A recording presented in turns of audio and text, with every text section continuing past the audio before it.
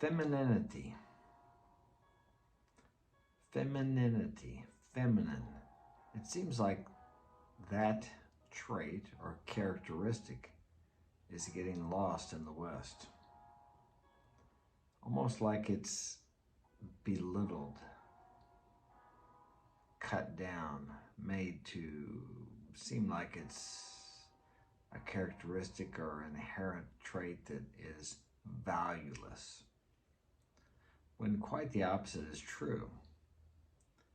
Today in the West, we have women trying to compete with men by being masculine, by being something that they're not. And on the reverse side, we have men trying to portray or be feminine and operate in that aspect of themselves when they are masculine. This causes a confusion within the person and within the society. Now, we each have feminine and masculine traits. Of course we do. And I'm not saying that there's not some people born in, let's say, in a man's body that has a feminine personality. Or I'm not saying either that there aren't people who are born in a woman's body that have a more masculine personality. But in general, we talk in generalizations. We categorize things. It's just what we do. Now, there are exceptions and there are outliers. But in our society, I think because of business and sales, to get people to buy things, we've pushed the women into the workplace. For one thing, it created more tax dollars. Another thing, women buy more, they spend more than men. Men make more than women. Now, some people and women might say that that's because women are oppressed. But when women from other countries come here, they cannot understand why people, especially women, are talking about being oppressed when they have all the freedoms that they have. These freedoms have been given to them by men. Now, I know a lot of women don't like to hear that, but when it comes down to it, as we have wars in the world, when all else fails, physical violence is what the result is. We can see that in the war in the Ukraine. When some side wants something and the other side doesn't want to give it up, and negotiations fail, then it comes down to physical violence. And when it comes down to physicality, men can basically destroy women. Now, once again, I'm not saying there aren't outliers where some women can overpower a man, but in general, that's why in the Ukraine, all the women were allowed to leave the country and the men were made to stay. Now, someday we may advance to a level of consciousness where we don't have wars anymore, where we don't resort to physical violence, but as it is right now, that is the reality of the world we live in. And I am here to inspire, enlighten, and build up humanity. Enlightenment doesn't always mean you're some spiritual guru high on a cloud, elevated above all else. Enlightenment means to enlighten people, to talk to people about the reality. We cannot deny reality. Now, we can create our reality or bring into our lives the reality what we desire by focusing on what we think about and thinking about only what we want and distinguishing or eliminating the thoughts of things that we don't want. But I seen this definition of femininity on Google, which I thought was very appropriate. I'm going to read it for you. Let me see. What is true feminine power? Because as I said, it's belittled like it's nothing. A woman in her feminine power can overrule and overtake a man. It's happened throughout the centuries. Look at the powerful men who have been brought down or swayed from their purpose by a feminine seductive, and beautiful woman. And you don't necessarily have to be a beautiful woman. Happy Mother's Day. Mothers are great. You don't necessarily have to be a beautiful woman to use your feminine power to sway a man. That feminine power it actually surpasses masculine power when it's used correctly, and can push a man ahead much farther than he would, he would move by himself, farther and faster than he would move by himself if he has a feminine woman behind him, encouraging him, supporting him, and inspiring him. And this is what has been lost in the West. Women have been pushed so much to go out and play a masculine role and work like men that your true feminine power has been pushed down or stuffed down, or actually belittled, discriminated against, if you like. It's not used anymore. That is the true power of a woman. She's not going to go out here and outwork a man of worth anyway. She's just not going to do it. Now, there are exceptions, as I said, outliers. But in general, she is not going to do it. During World War II, they put the women in the workforce. They had an 8-hour day, and everything was fine. But when they increased the workday to 12 hours from 8 hours, the women's accident rate went up 150% and the men's didn't. Now, what does that tell you? That tells you that women physically are not as durable and as strong as men. Now, a lot of women don't like to hear that, but it doesn't mean that women are less than men. It just means that women are different than men. And women have strengths, intuitions, abilities that men don't have. Okay, and men have abilities, strength, and characteristics that women don't have. I'm not sure why that's such a big deal to talk about that, like that's discrimination against women. It's a fact. I can't have babies. I can't nurture children the same as a woman can. Women cannot fight on the front lines in the same logical, rational manner when they're under fire that men can. That's why they're not out there. It doesn't mean women are less, and it doesn't mean men are less just because they can't have babies. They're different. The same as a tree is different from a bush. When I talk about the tree being bigger than a bush, am I discriminating against the tree? No, I'm not. I'm stating facts. So these are just facts, but let me read this definition. And this is what most men want in a woman. But it's hard to find here in the West because women have been programmed to believe and to think like men. And that if you're feminine, you're weak. You're not worthy. Almost all women, girls in school, when they get to college, if you ask them what they want to be when they grow up, or when they talk about their career. Rarely will you find a woman talking about wanting to be a housewife, a homemaker, a mother. And if she does, she's belittled by her peers. Well, don't you want to do something? Don't you want to have a career? So they've been programmed and trained by big business, by the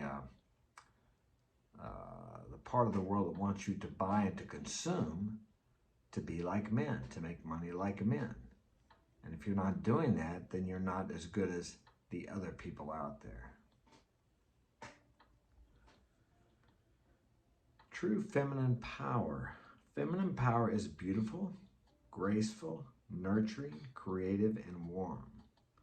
Now, if you were talking about a man, would you say masculinity is beautiful, graceful, nurturing, creative, and warm? No, these are not characteristics of masculinity. Now, can a masculine man be beautiful, graceful, nurturing, creative, and warm? Yes, he can, but those aren't his inherent qualities. It's not what he thrives at, what he's good at. Excuse me. There is power in being. There is power in silence.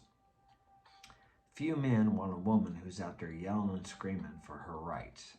Now, do I believe women should have equal rights? I do. I believe they should have equal opportunities, not equal outcome. If a man and a woman is doing the same job and they do it as well equally, then they should both receive the same amount of pay. But if the woman is not able to do the job because, let's say, it's a physical job where she cannot lift or carry or work as hard all day as the man, then she shouldn't receive the same amount of pay. Women have babies. Why would an employer hire a woman over a man, let's say a woman that just married, and in the interview she's talking about having 5 children? And let's say he knows he has to pay for maternity, plus she's going to be off for, let's say, a month when she has the baby or whatever it is, and then she's going to have times when the children are sick and she won't come to work. In reverse, she hires the man. He doesn't have to worry about that. Now, I think some places would call that discrimination now. But it's a fact, a logical choice, has nothing to do with discrimination. You can see down the road where which employee is going to be at work more, is going to be better for the business. Okay. These are 2 feminine qualities that we may not think of as being powerful initially. But as we explore them, the strength becomes apparent. Feminine power is focused on feelings and emotions. And that is so true. Feminine power. Feminine power can tell what a man is feeling like. She knows how to get to the man, how to touch a man, to persuade a man. Now, it could be used for manipulation also. Persuasion and manipulation is really 2 of a kind. It just depends what you use it. Manipulation we see as being something bad, but in reality, if a woman can manipulate a man into believing that he can achieve something, why is that wrong? But just the word manipulation makes you think of something evil, something devious. But it's persuasion. And when a good man has a good woman who knows how to manipulate or to persuade him to accomplish more, to believe in himself more, that is the kind of a woman that will help that man to excel to heights he would never reach by himself. And guess who benefits from that? The woman and her children. And this is something that women seem to have forgotten here. Well, it's been programmed out of them here in the West because they want women consuming. So there is a barrage of advertisements, media, pushing women to be like men, to compete with men in a masculine role. And it just doesn't work. We're different. We are different. Men have penises, women have vaginas. Women are physically, biologically weaker than men. Okay? I'm never going to have a baby, as I said, and a woman's never going to be able to do what I can do physically, but in the same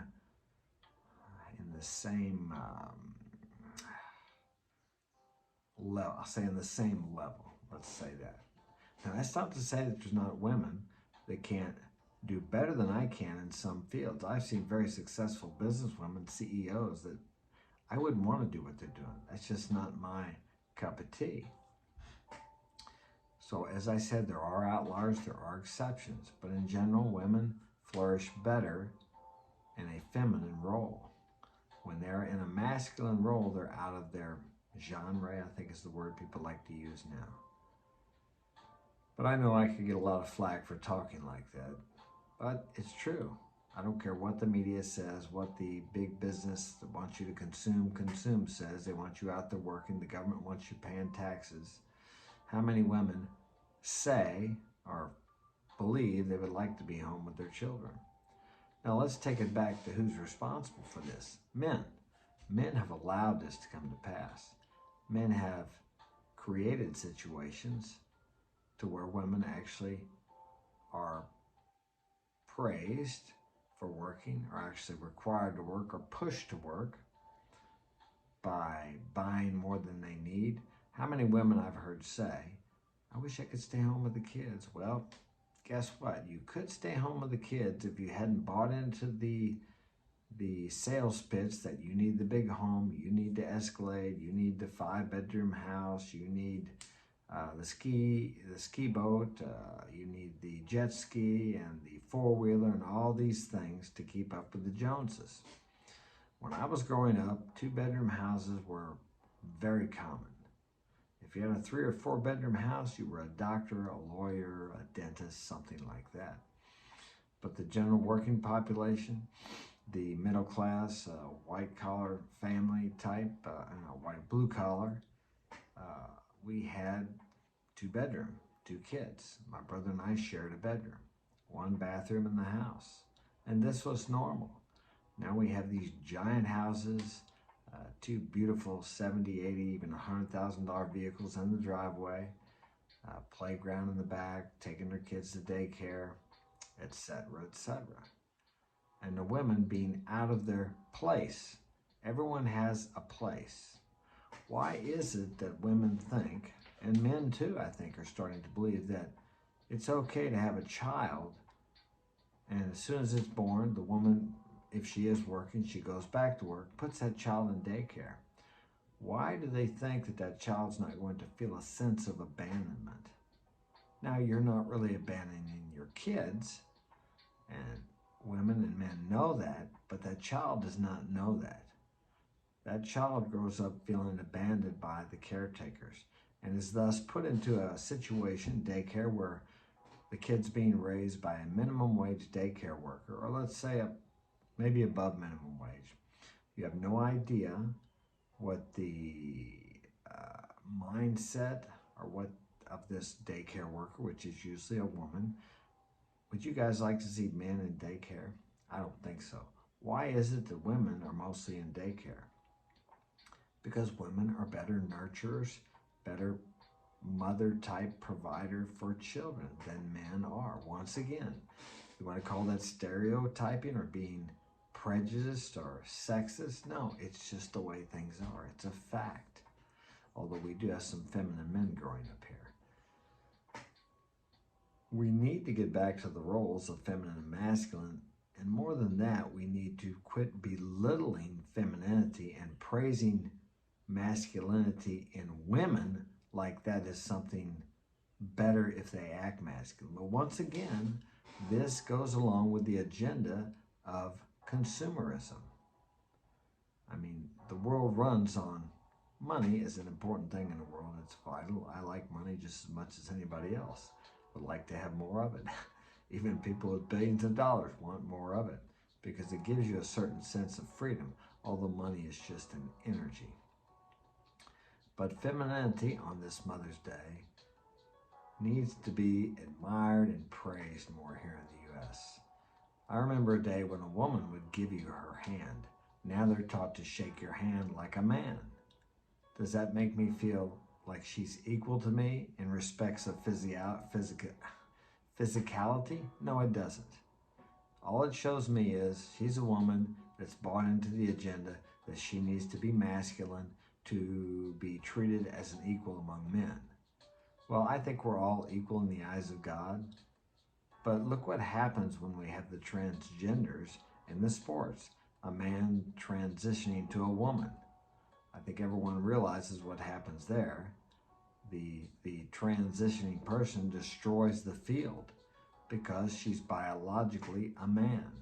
So right there, it shows us that men and women are not the same. And we have some people now that are afraid to say what a woman is and what a man is. What's the problem there? Some of our high elected officials. So where all this is coming from, I don't know. But I know to remedy any problem, it begins within each of us. We have to be logical. We have to stand up to reason and realize that men and women are different, the same as dogs and cats are different. Some people like cats better than dogs. Some people like dogs better than cats. Now, I'm not, somebody's going to say, oh, you're comparing men and women to dogs and cats. No, I'm using this as an analogy. They're different, that's it. If I like cats better than dogs, doesn't mean I dislike dogs or I think cats are better.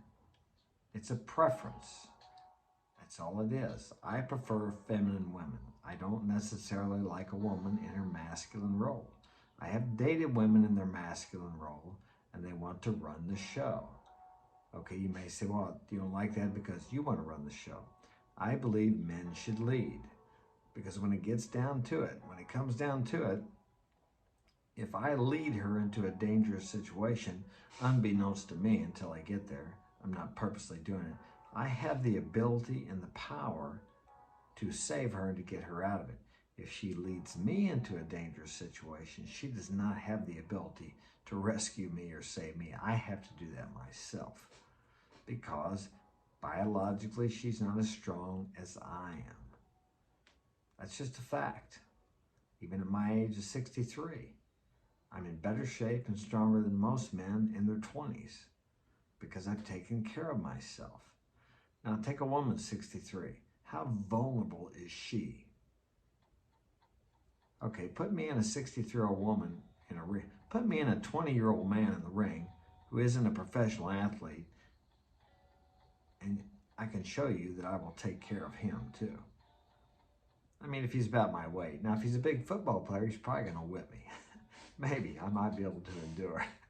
But the point I'm making is, think about how ridiculous that would be to put me, I'm in great shape, at 63, almost 63, in the ring with this 63-year-old woman, and let us put some gloves on and with all the protection we'd have in boxing. I wouldn't even want to do that to a woman. But now would I get in the ring with a 63-year-old man? Sure I would. I wouldn't feel bad for him, and it wouldn't be something ridiculous. So right there tells you that how different men and women are. I can't even imagine getting in the ring with a 63-year-old woman. Now, could there be one out there that could really be tough? Maybe. I've never seen one, but there could be. But a 63-year-old man, I've seen some 70-year-old men that would probably go a couple rounds with me and would be tough. I would get in there with them, but they would be tough. And contrast to a woman, yeah. So is that belittling women? No, it's not. That woman at 63 has characteristics, abilities, and traits and things that I don't have, that I will never have. She can do things that I will never be able to do. If she's been a family woman, if she's raised kids, if she's a grandmother, she has nurturing abilities and intuitive insights into relationships and emotional reactions from people that I will probably never have. She can read people probably better than I ever will be able to. I mean, unless she was a drug addict or alcoholic all her life and desensitized herself.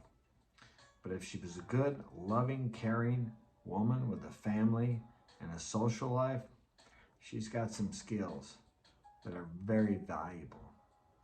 And once again, these feminine skills, attributes, abilities should be praised and admired.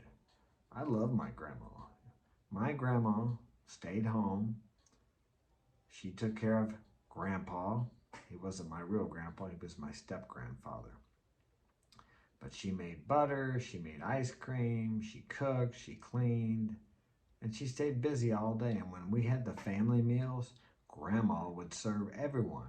I remember my parents and my aunt and uncle, come on, Osie was her name, sit down. No, she'd make sure everyone was served before she sat down. Now, no one forced her to do that.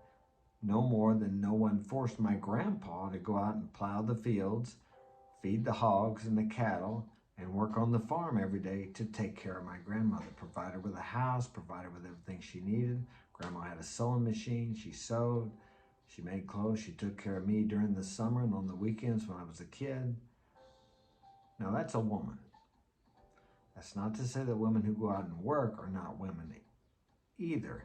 But the point I'm making, nobody seems to admire, well, few people in the West admire a woman like that these days because she's not making money.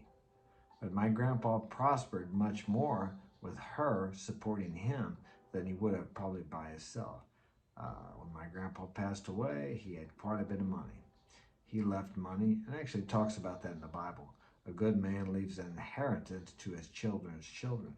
He left money to my mom and dad, to my aunt and uncle, to my brother and I, and to my aunt and uncle's 3 children. He had a lot of money he left to all of us. I never expected to get anything from him because we had kind of a rough relationship. He was a gruff old dude, was in World War II. But looking back now, he never had children, so I realized that he just didn't know how to deal with kids. Okay, he was a man, a masculine man. Now my grandmother on the other hand, she was wonderful. She accepted me for who I was. She could emotionally bond with me, which was very important for me at the time because my dad was an alcoholic, a functioning alcoholic. I think he drank quite a bit, and my mother was kind of codependent, so I never really felt loved by my mother and father, although I know they did love me looking back in retrospect, but I didn't feel love. But my grandmother, because of her skills as a feminine woman, was able to make me feel important and to make me feel loved. And I really think that had a big influence on me in my life. I know it did as far as when my grandmother was passing away. She was in a nursing home. And I would go visit her, and I did not want her to be there, but I could do nothing because it was my grandpa's decision, and he couldn't take care of her himself. I was still young. But I vowed to myself that I would not let my parents be stuck in a nursing home if there was anything I could do about it. And many years later, 30, 40 years later, when my parents got ill and old, I was able to care for them in their home, and they got to pass away in their home. So that was very important for me. My dad was ill for 4 years, and I cared for him. And my mother only a month, and I brought her home to pass away. So they both got to pass away in their own home, which was something that was very important to me. And I know it was important to them also. Because being in a sterilized hospital or nursing home environment with people who don't love you and they're paid just to take care of you, I'm sure you all have heard some of the horror stories. And I didn't want that for my parents. So I was able to do that, and I believe it's a direct influence from the love of my grandmother and the respect I had for her because of her femininity. Not because she was masculine, not because she was out there working and didn't have time for me because she was making money and buying me this or buying me that. Now, could my grandmother be in a masculine role? Yes, when necessary. I remember when she would hear people shooting guns on the farm. She would go out there and get close enough to where she could tell where they were. She couldn't see them, and she would yell at them and tell them to get off the farm.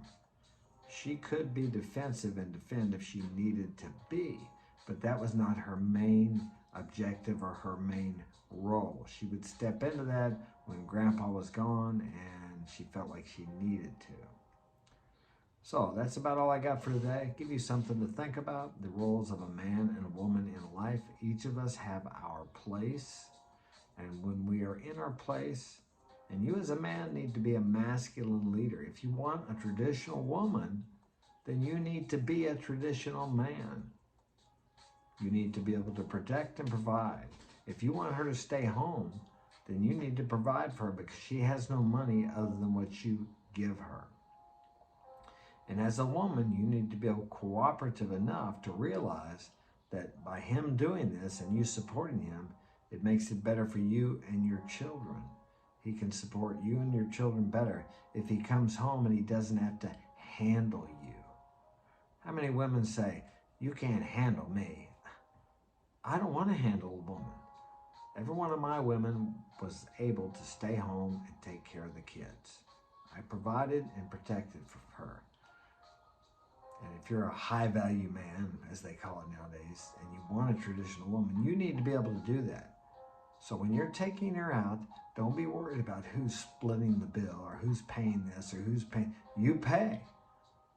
Now, I'm not saying to go out and spend a lot of money on her or take her to an expensive restaurant or whatever, unless you want to go there yourself and you're bringing her along. I'm not saying to do that to impress her, to make her think you're something you're not, or to make her think you're something that you are. If you're going there already, then bring her along if you desire to. I mean, this is ridiculous about, oh, who's going to pay the bill? Now, if she offers to pay and you want to let her, that's fine. But you're looking for a woman that's in her feminine role. And few women in the feminine role will offer to pay. So something to keep in mind as you're out looking around and talking to women. That's all I have time for today. Share this with a friend. Thanks for joining me. I appreciate all you guys. I'm glad you're here.